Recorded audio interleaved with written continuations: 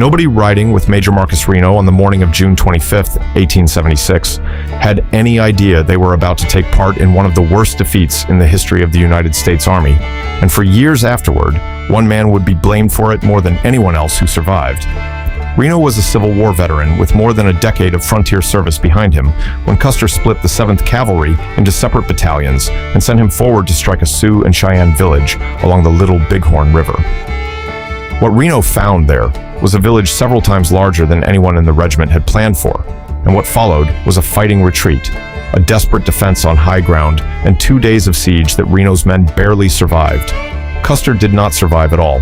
He and roughly 210 men under his direct command were wiped out a few miles from where Reno's own fight was still going on.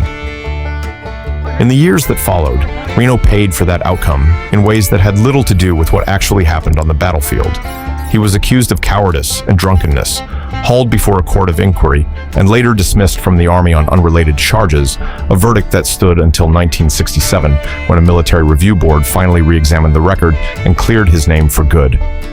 Long before any of that, Reno gave his own detailed account of the battle, in his own words, describing exactly what he did and why. That account is what follows. The order from Custer was to strike the village, so I moved my 3 companies forward, crossing the river and covering close to 1.5 miles of open valley before the first shots reached us.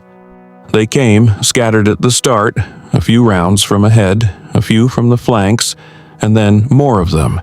Faster, until there was no doubt the numbers we'd been told to expect were wrong.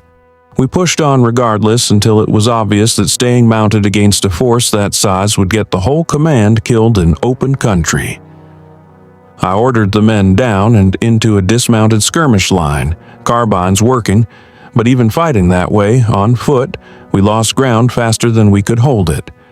There was no option left but to pull the entire command back toward higher ground, a stretch of bluffs where our horses and pack mules waited under guard. It was not an orderly retreat.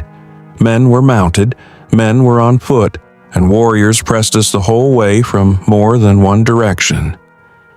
Once we reached the high ground, I got every man down behind whatever cover the hillside offered, sagebrush mostly, and the natural fall of the terrain, and we began building some kind of a defensive line with almost no time to do it.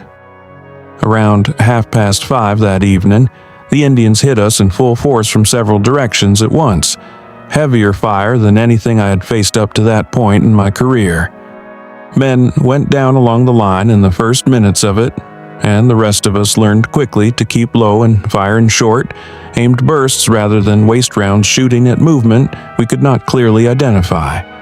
We held that position through the rest of the daylight and into full darkness, trading shots with an enemy we could no longer see, firing at muzzle flashes and the sound of hooves and voices moving somewhere out beyond our line. By 9 o'clock, the pressure let up. The warriors withdrew from the hilltop itself, though we could still hear them through the night, fires burning in the valley, voices carrying, horses moving. We used every minute of that quiet to improve our position. There had been no time to bring proper digging tools, so the men worked with what they had on them, knife blades, mess plates, canteens, scraping out shallow trenches through the dark hours, expecting the attack to resume before we finished the work. That quiet held until roughly 2:30 in the morning on the 26th, and then it broke hard. The attack that followed ran from before first light until about 9:30, wave after wave coming in from the high ground surrounding our position. At the same time, they turned their fire on our horse herd from a rise that sat just beyond the reach of our carbines, and we lost animals steadily through that whole stretch with no way to stop it. Around 8 that morning, the fighting concentrated against Colonel Bentine's section of our line, close enough that one warrior rode almost on top of a fallen soldier, trying to count coup on the body before he himself was shot down.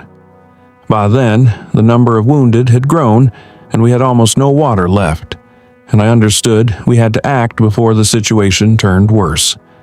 The nearest water sat roughly 600 yards from our position, down toward the river. Across ground, the Indians had kept covered with fire the entire fight. Colonel Benteen put together a party of volunteers to make the run, with a skirmish line laying down covering fire to protect them. It cost us 1 volunteer killed, 6 more wounded, but they made it back with the water, and it went straight to the men who needed it most.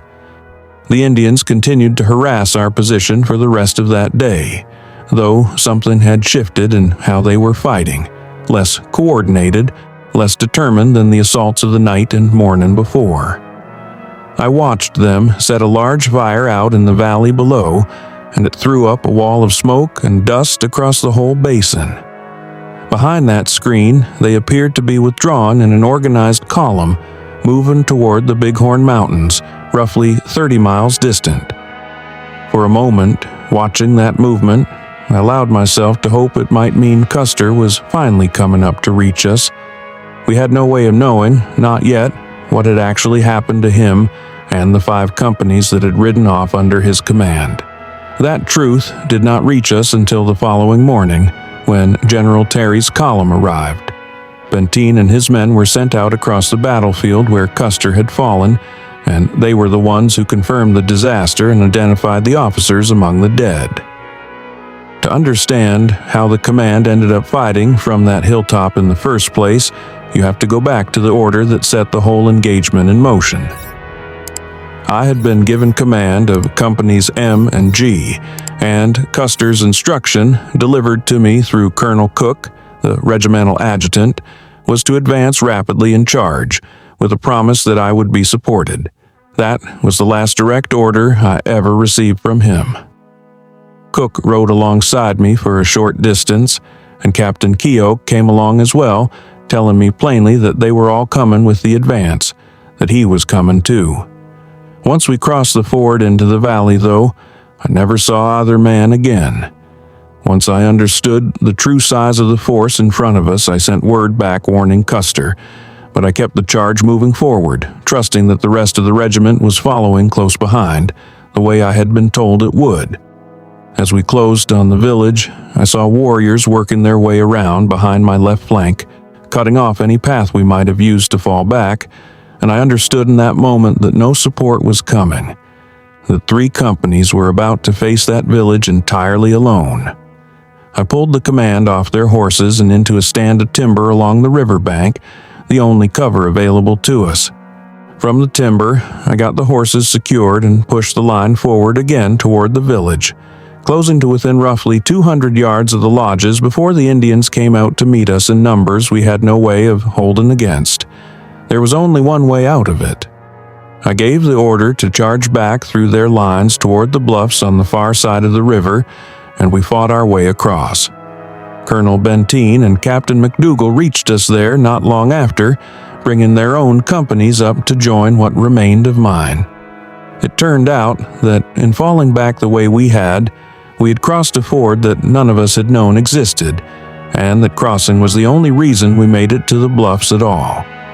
Once we reached that high ground, I had something like 112 men left under me, along with 25 scouts.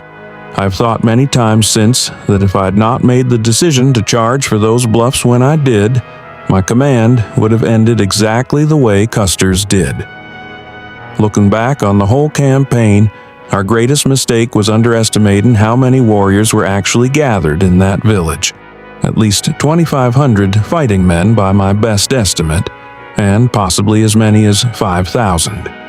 I have served with and against a great many skilled cavalry over the course of my career, but the Sioux and Cheyenne warriors we faced that day were as capable as any light cavalry I have ever encountered in the field. Captain Anson Mills told me he felt exactly the same, having faced many of those same warriors under Crazy Horse only a week earlier at the Rosebud. As for what became of Custer's own command, from everything I've since been able to piece together, Lieutenant Cook fought with genuine courage nearly to the very end. He stayed mounted longer than almost anyone else, even after Custer himself had fallen, and he kept leading what men remained through charge after charge against the warriors closing in around them. Curley, the Crow Scout, and the only man confirmed to have survived that part of the battlefield, said the Sioux repeatedly fell back in front of Cook and the handful of soldiers still with him, drawing them forward before finally closing in and overwhelming them for good. Reno's command spent close to 36 hours on that hilltop under conditions that, by any honest accounting, could easily have ended the same way Custer's fight did, and something like 350 men walked away from it because of decisions Reno made under direct fire. That record earned him very little goodwill. Almost as soon as news of the battle reached the rest of the country, questions started circulating about why Reno had lived when Custer had not, and those questions hardened quickly into accusations of drunkenness and lost nerve. He assumed command of the surviving 7th Cavalry once the scale of Custer's defeat became clear, and a formal court of inquiry convened in 1879 examined the charges against him and cleared him of the most serious ones.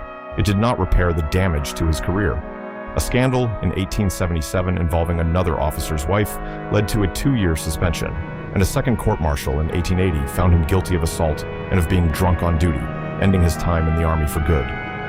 He spent his final years trying without success to clear his name and died of cancer in Washington, D.C. in 1889, buried at first in an unmarked grave far from the battlefield.